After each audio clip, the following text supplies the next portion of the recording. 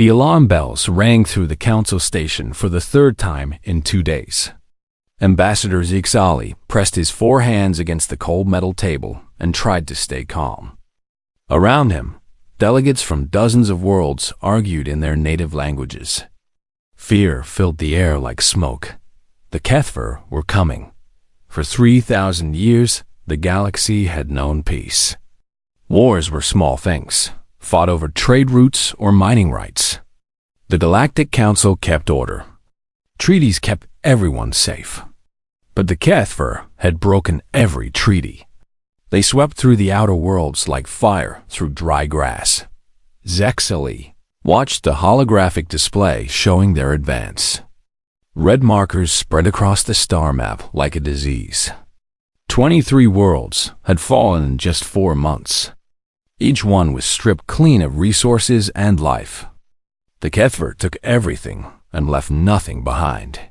"We need more ships," said Admiral Courthax, his blue skin darker than usual with stress. "The Fifth Fleet can't hold them alone."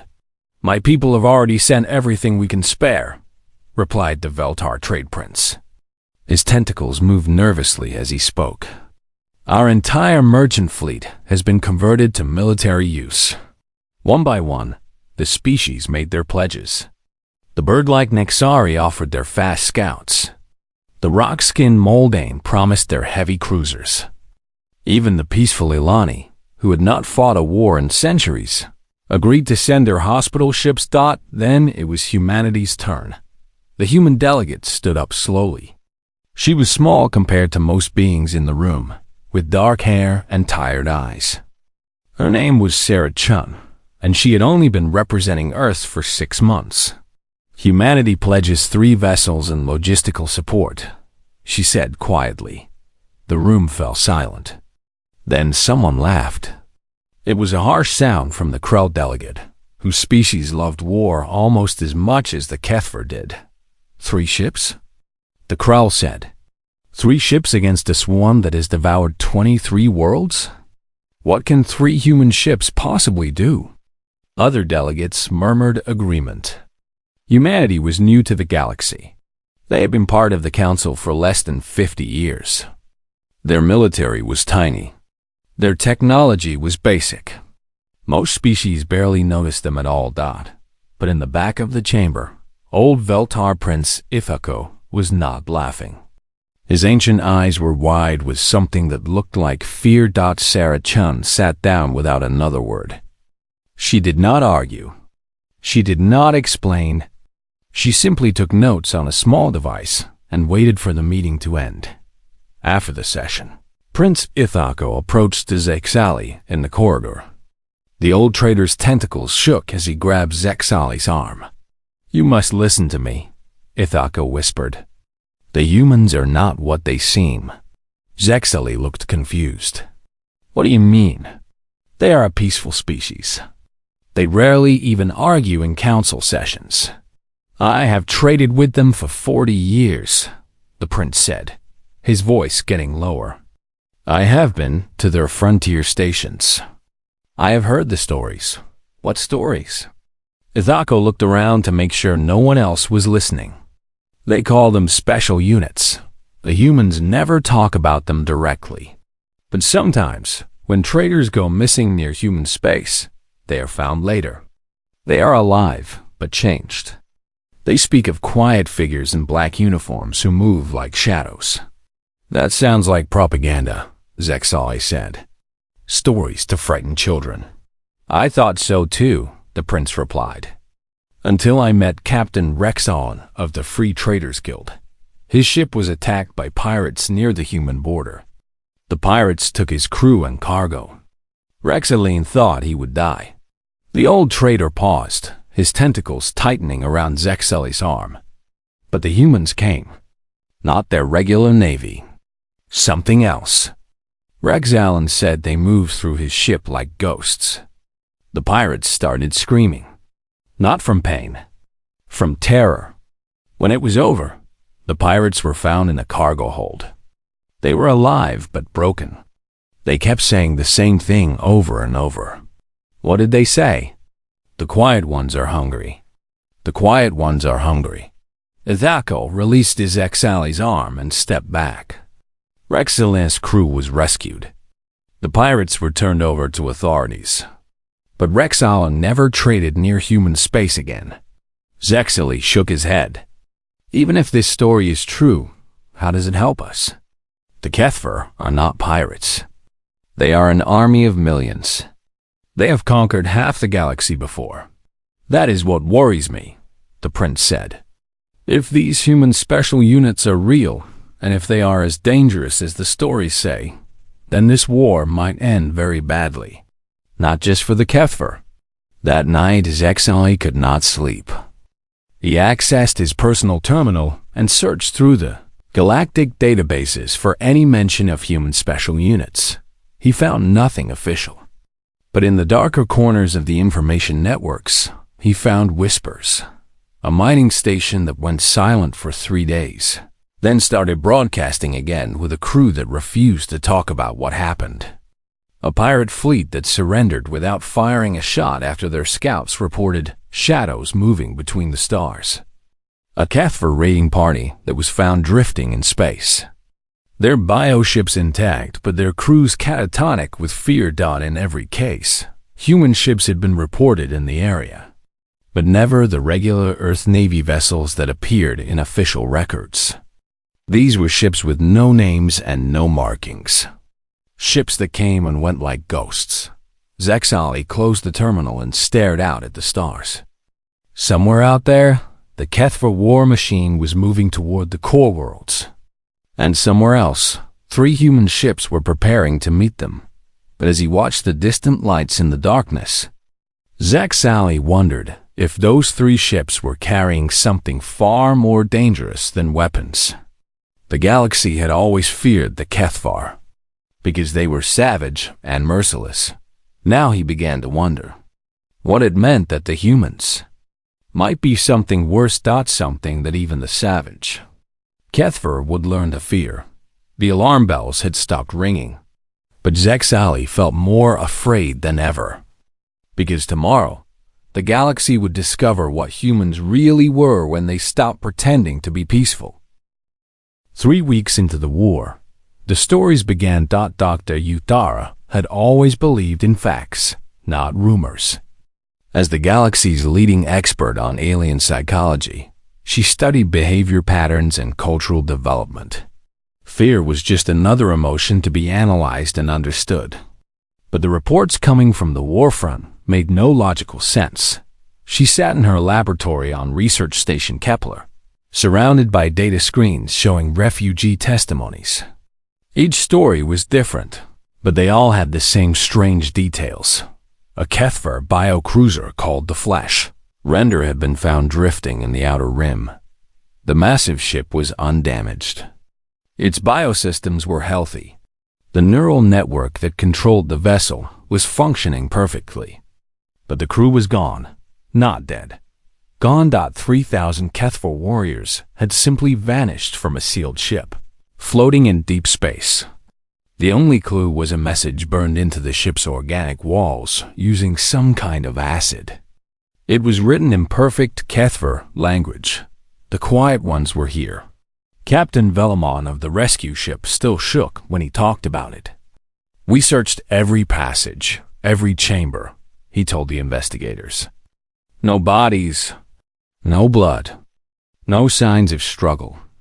It was like the crew just decided to walk into empty space. But that was not the strangest part. The strangest part was what they found in the ship's memory banks. The last 3 hours of recording showed the crew going about their normal duties.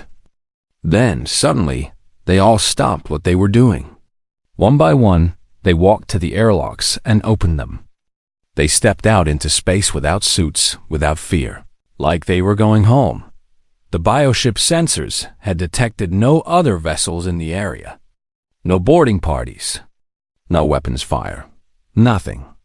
Uthara read the report for the 5th time, then opened another file. This one was from mining station Zerion 7.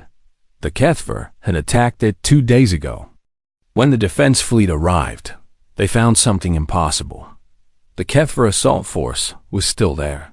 50 biofighters hung motionless around the station like sleeping insects. Inside each fighter was a living Kethver pilot. But none of them responded to communications. None of them moved. When rescue teams boarded the fighters, they found the pilots staring at the walls with wide, empty eyes. The few who could speak all said the same thing. The dark is hungry. The dark knows our names.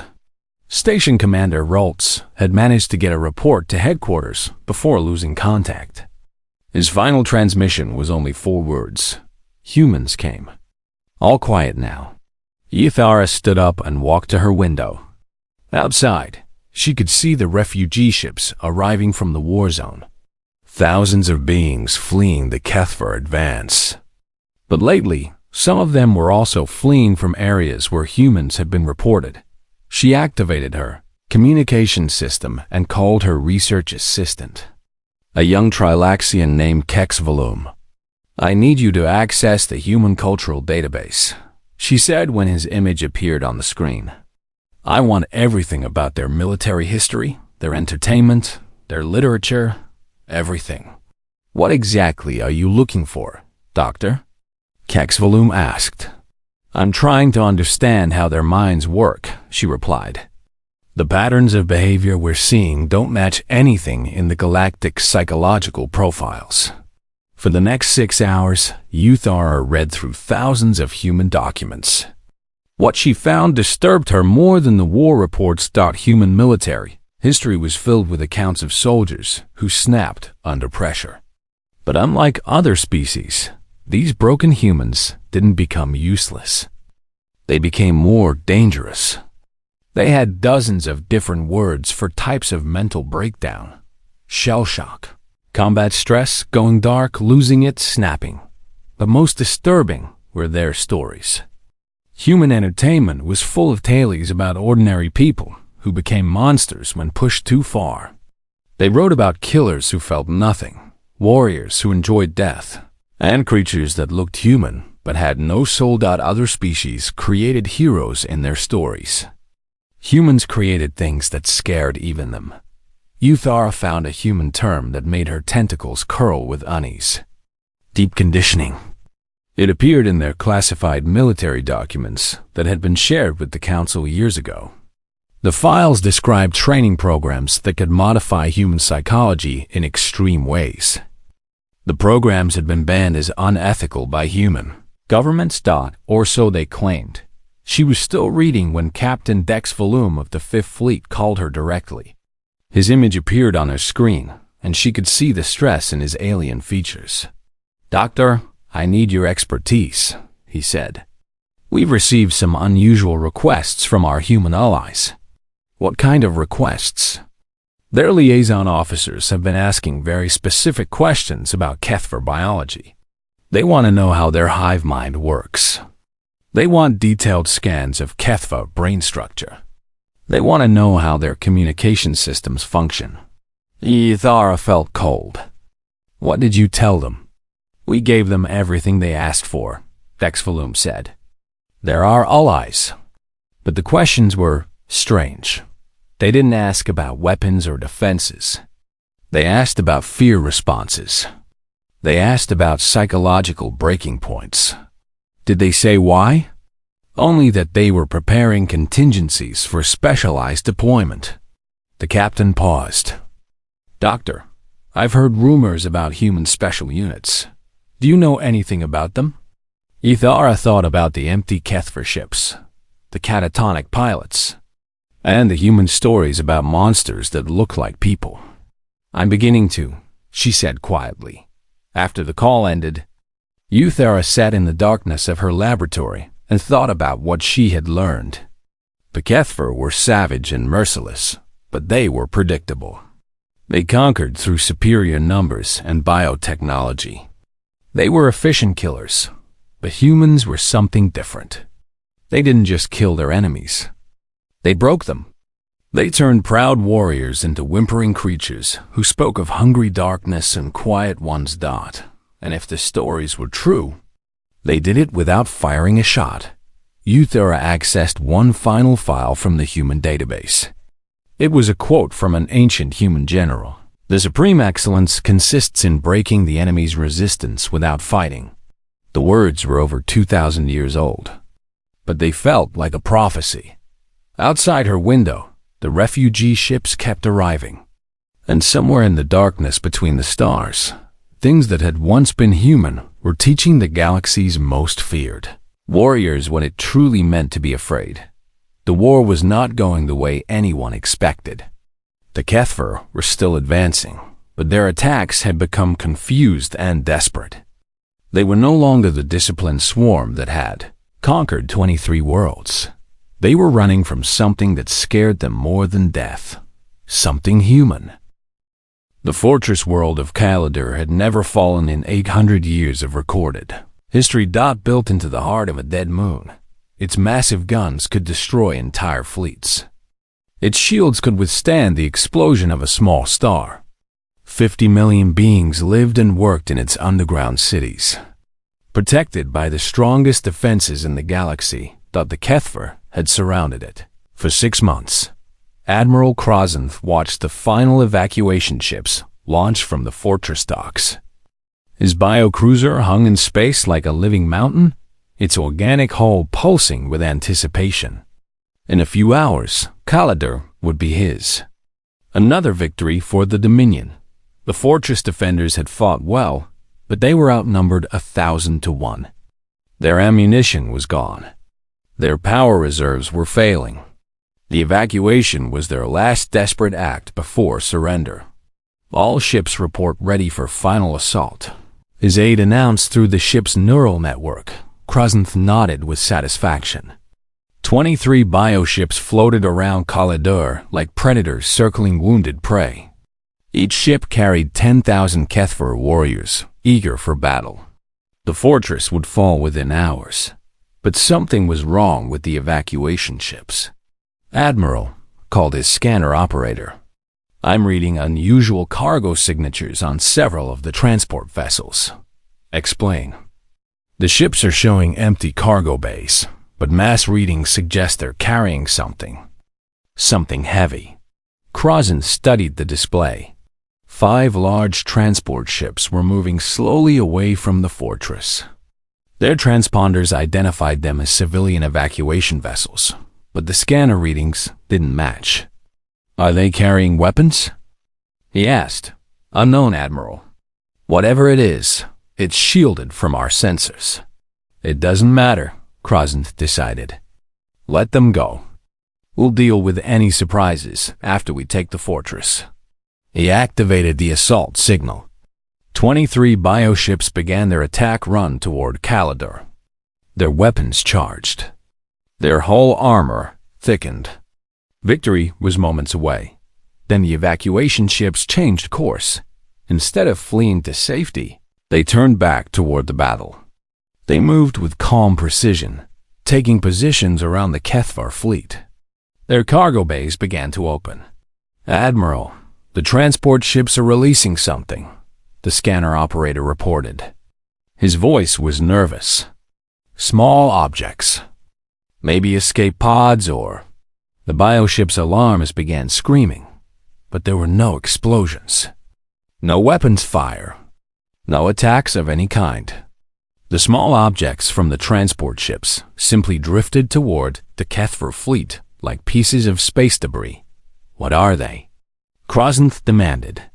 I can't tell, Admiral.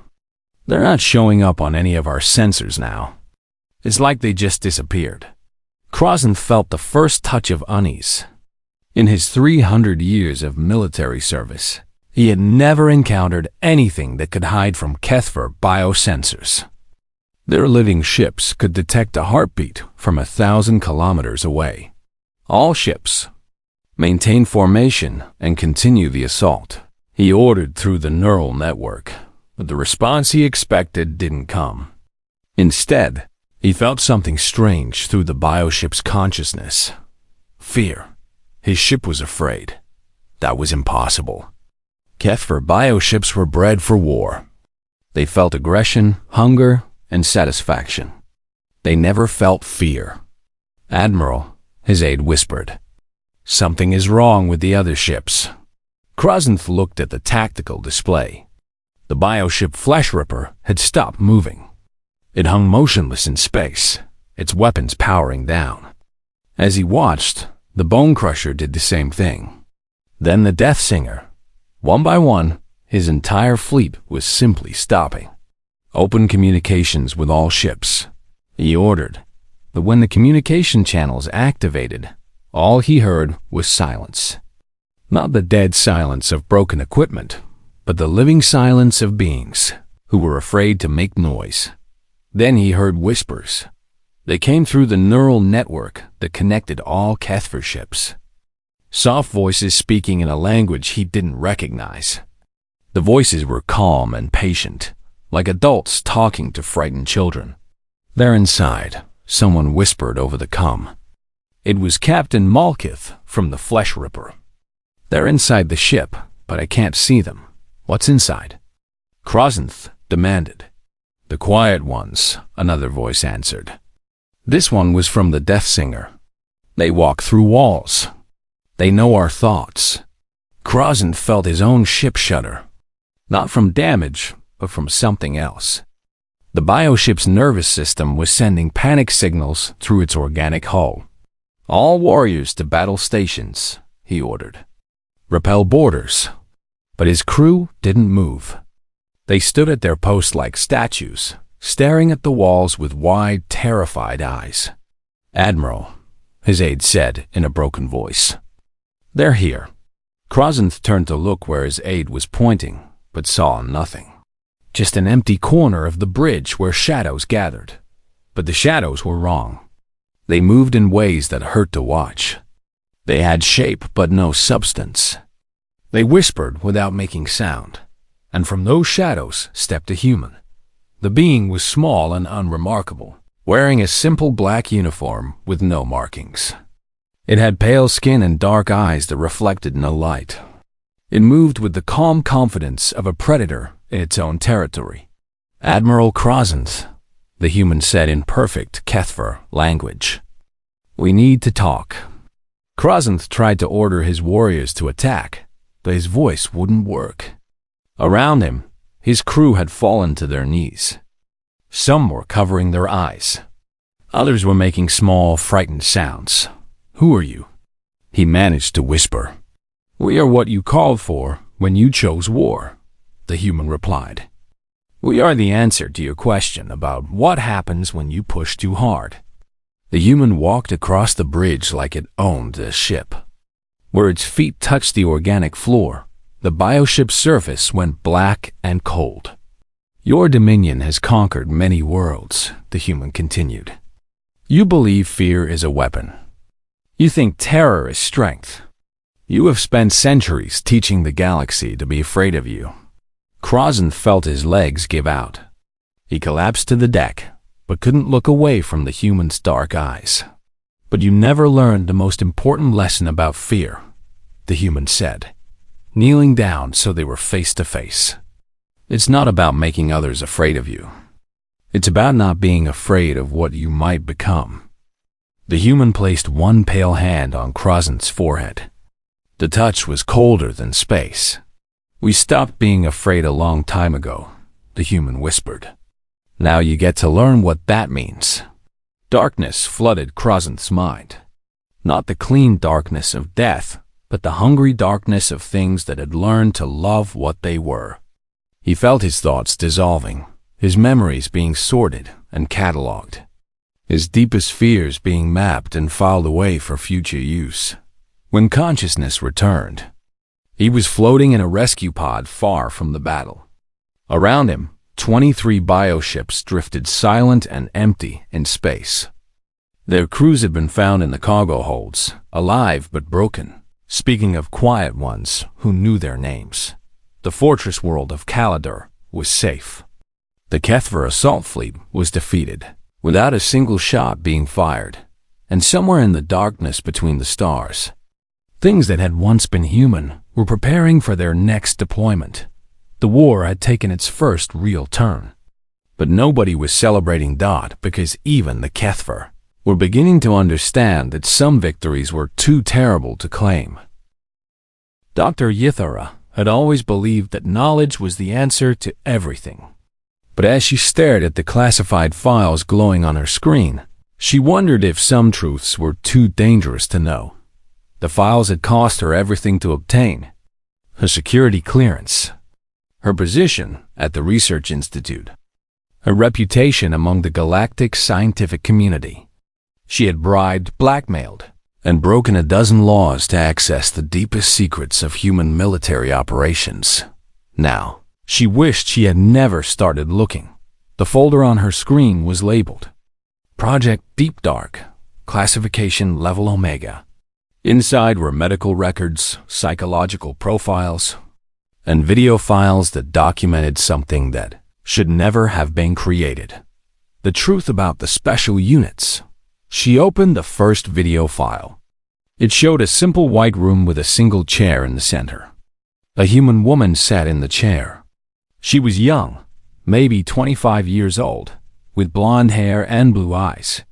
She looked normal, healthy. Sane. The voice of an interviewer came through the speakers. "State your name for the record." "Rebecca Martinez," the woman replied. "Sergeant, Earth Defense Force. Serial number 7742 Alpha." "And why are you here, Sergeant Martinez?"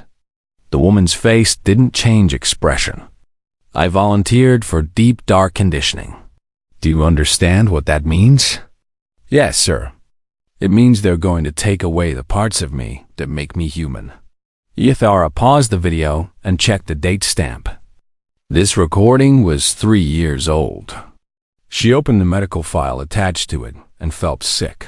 Rebecca Martinez had been a normal soldier before the conditioning. The file showed her psychological profile: stable, empathetic, mentally healthy. She had joined the military to help protect Earth's colonies. She had a family who loved her. She had dreams for the future. The conditioning process had taken 6 months. Yithara read through the procedure notes with growing horror. The human scientists had used a combination of drugs, surgery, and psychological manipulation to systematically destroy Rebecca's capacity for normal human emotion. They had removed her ability to feel guilt. They had eliminated her empathy for other living beings. They had rewired her brain so that the suffering of others would trigger pleasure centers instead of distress. But that was only the beginning. The files described something called predator awakening, a process that activated dormant psychological patterns buried deep in human evolution. The parts of the human mind that had once made them the most successful hunters on their home world thought the conditioning didn't just remove Rebecca's humanity. It replaced it with something older and more terrible. Yithara opened a second video file. It showed the same white room, but the woman in the chair was no longer Rebecca Martinez. She looked the same, but her eyes were different. They were the eyes of something that had learned to enjoy the hunt. "State your designation for the record," the interviewer said. "Unit 7, the woman replied. Her voice was calm and emotionless. "Psychological warfare specialist. Describe your capabilities." "I project an aura of absolute predatory awareness that triggers prey responses in all sentient species. Target organisms experience existential terror, loss of will to live, and cascade psychological breakdown. Effective range is approximately 500 meters in normal space. Enhanced range in confined environments." Yithara's tentacles trembled as she read the test results. They had put Unit 7 in a room with volunteers from different species, beings who had agreed to help with psychological research. The volunteers didn't know what they were testing. Within minutes of exposure to Unit 7, every volunteer had broken down completely. Some had curled into fetal positions and refused to move. Others had started begging for death.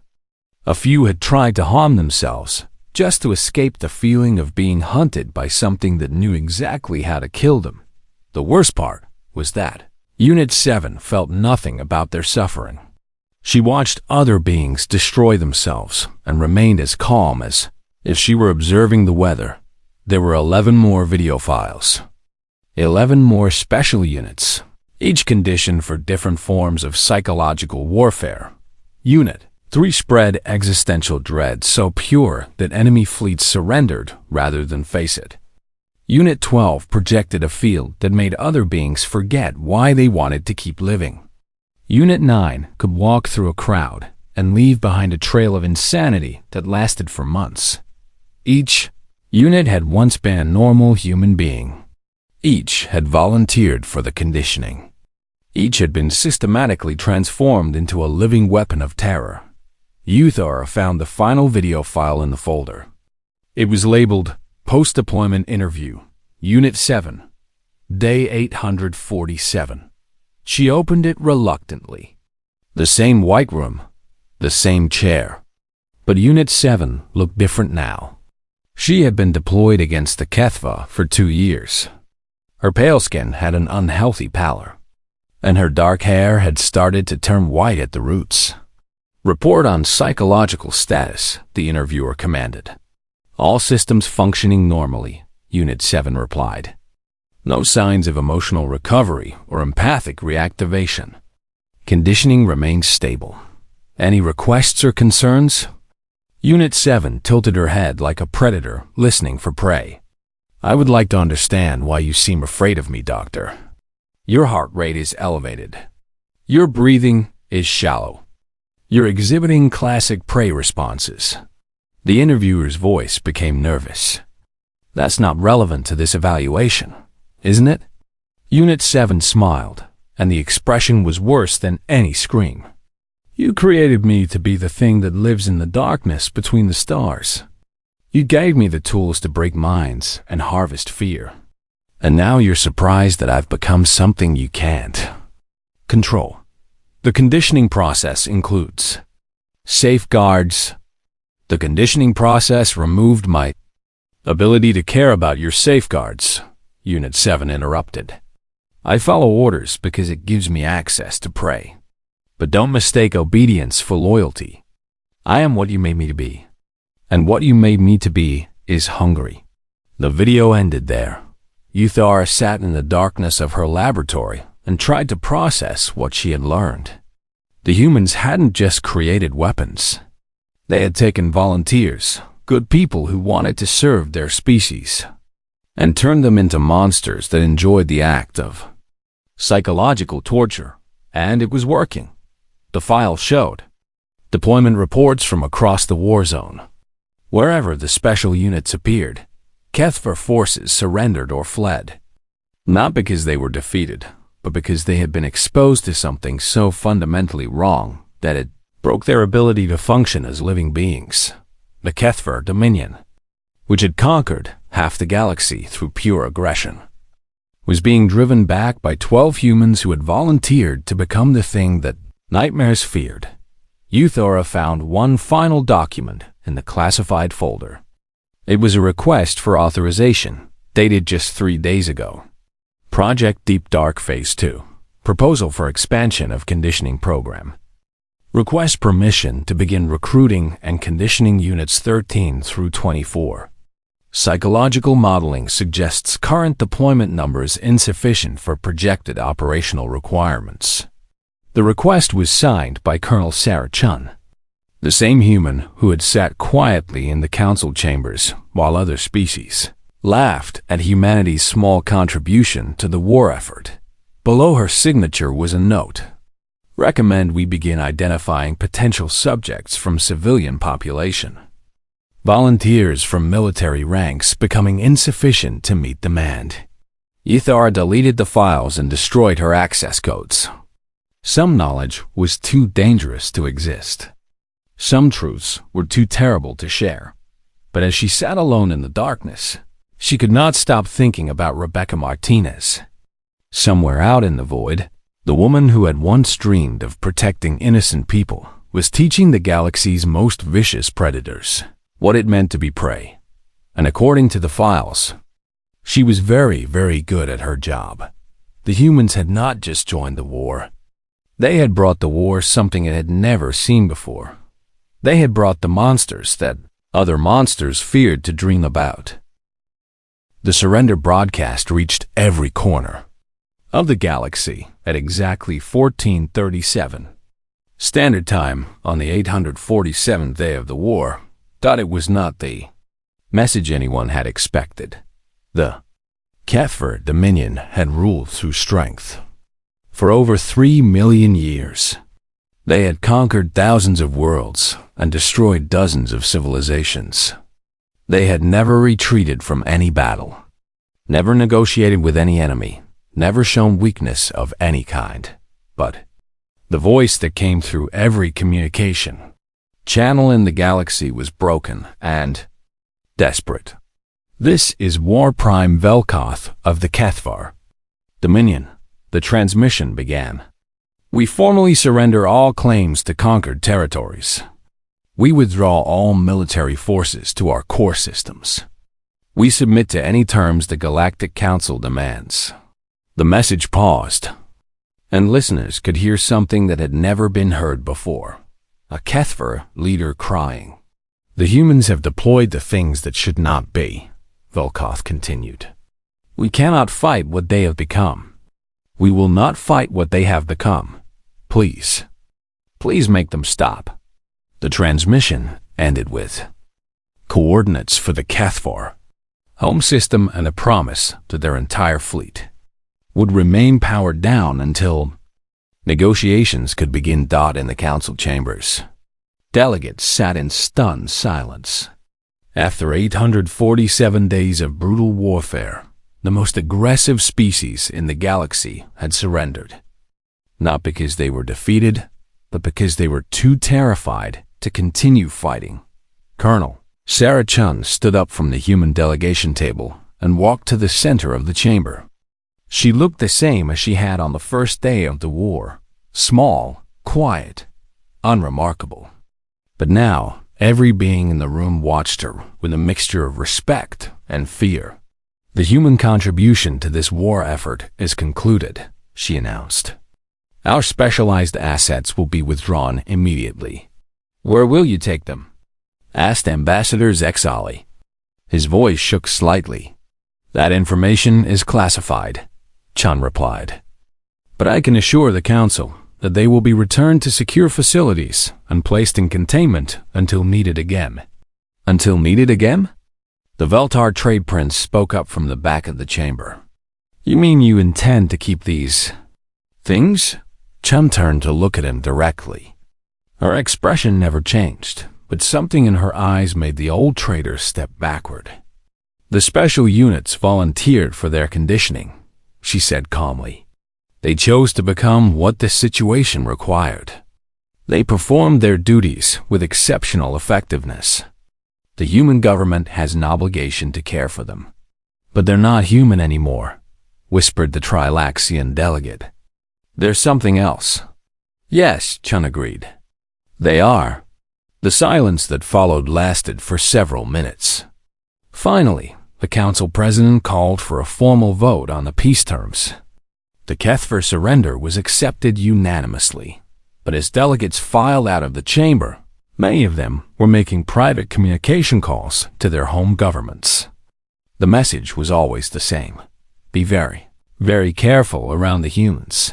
6 months later, Dr. Yithara published her final research paper. It was titled Psychological Warfare and the Future of Galactic Conflict. The paper was classified immediately and distributed only to government officials with the highest security clearances. Her conclusions were disturbing. The humans had not just won the war. They had changed the nature of conflict forever. Traditional military thinking focused on destroying the enemy's ability to fight. The human approach focused on destroying the enemy's willingness to fight. The special units had proven that physical superiority meant nothing if your enemy could break your mind.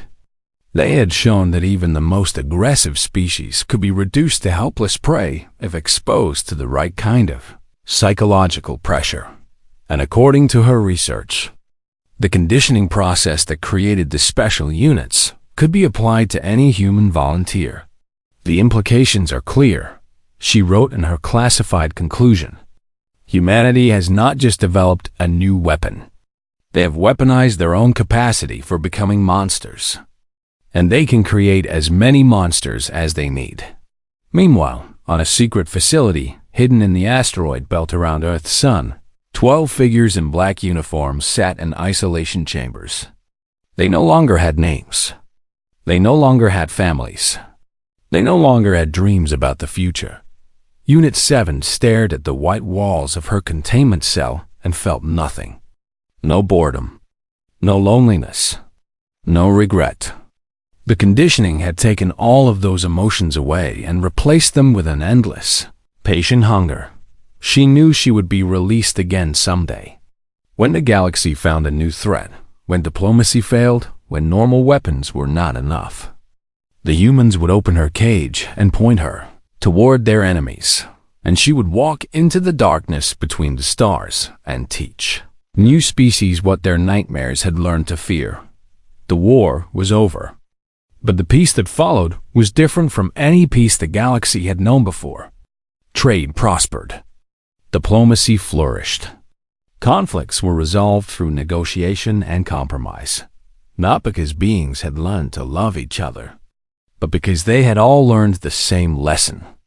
Never give the humans a reason to open those black containment units again. Zaxali often stood at his window and watched the trade ships moving between the stars. The galaxy was more peaceful now than it had been in centuries. Wars had become rare. Aggressive expansion had stopped. Even the most militant species now preferred to solve problems through the council rather than through violence. But it was the peace of a neighborhood where everyone knew which house contained the sleeping monster Dot in her laboratory. Dr. Yathara had found one final piece of information in the human files. It was a psychological evaluation of the conditioning process, written by the human scientists who had created the special units. The evaluation contained a single paragraph that haunted her dreams. The deep dark conditioning process does not create artificial psychological states. Instead, it removes the cultural and evolutionary barriers that prevent humans from accessing their natural predatory psychology. The conditioning subjects are not becoming something inhuman. They are becoming fully human for the first time. This suggests that the capacity for what we have created exists within every member of the human species. Below that paragraph was a handwritten note. Are we creating monsters? Or simply teaching humans to remember what they really are? The galaxy had learned to fear 12 humans in black uniforms. But the truly terrifying truth was that there were billions more humans scattered across the stars. And each one carried the same potential for transformation. Humanity had joined the galactic community as a peaceful species, interested in trade and cultural exchange. They had contributed art, science, and philosophy to the common good. But they had also proven that beneath their pleasant exterior was something far older and more dangerous than anyone had imagined. Something that could be awakened when the situation required it. And now the galaxy knew that the humans were always watching, always evaluating, always ready to remind everyone why their species had climbed to the top of the food chain on their home world. The war was over. Peace had returned to the stars. But in the deepest files of every intelligence agency in the galaxy, a single question had been added to all threat assessments.